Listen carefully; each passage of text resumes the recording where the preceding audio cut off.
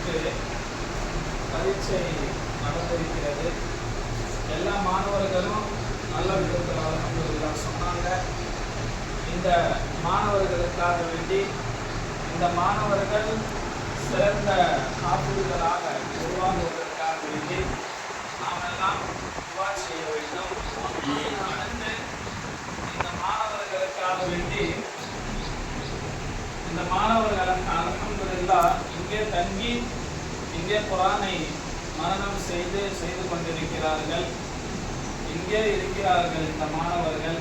எனவே இவர்களுக்காக வேண்டி முதலில் அல்லாஹ்விடத்திலே துஆ செய்ய வேண்டும். இவர்களுடைய கல்வி வளர்ச்சிக்காக வேண்டி அல்லாஹ்விடத்திலே அனைவரும் துஆ செய்யுங்கள். இந்த மாணவர்கள் சிறந்த ஆஃபீல்களாக உருவாக நாம் துஆ செய்ய வேண்டும்.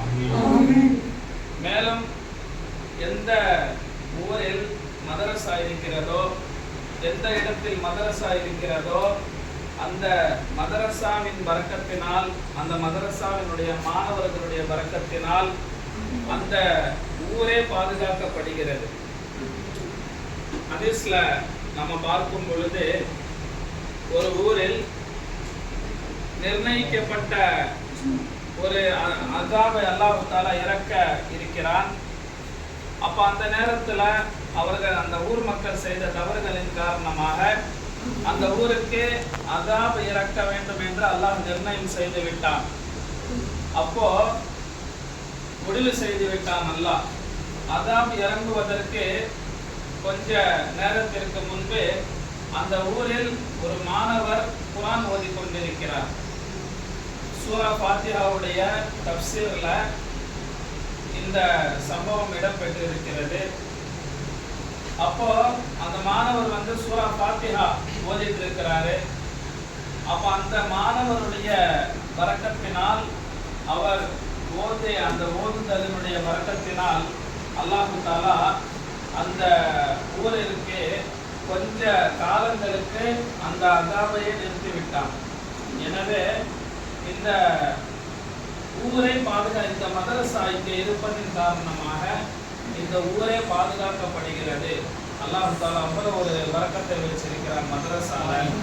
மேலும் இந்த மாணவர்களுடைய கண்ணியம் என்பது, உலமாக்களுடைய கண்ணியம் என்பது அது வார்த்தைகளால் சொல்ல முடியாது. அல்லாஹ் தஆலா அவ்வளவு அந்தஸ்துகளை இந்த மாணவர்களுக்கு வைத்திருக்கிறார், உலமாக்களுக்கு அல்லாஹ் வைத்திருக்கிறார். எனவே அந்த உலமாக்களை நாம கண்ணியப்படுத்த வேண்டும். எங்கே மதரசா இருக்கிறதோ அந்த மதரசாவை கண்ணியப்படுத்தும் விதமாக அந்த மதரசாவிற்கு நாம உதவிகள் செய்ய வேண்டும். நம்மளால் முடிந்த உதவிகளையும் துஆக்களையும் நாம செய்ய வேண்டும். அல்லாஹ் தஆலா இந்த மதரசாவில் நம்முடைய பங்களிப்புக்காக வேண்டி ஏதாச்சும் உதவி செய்ய அல்லாஹ் கிருபை செய்வானாக.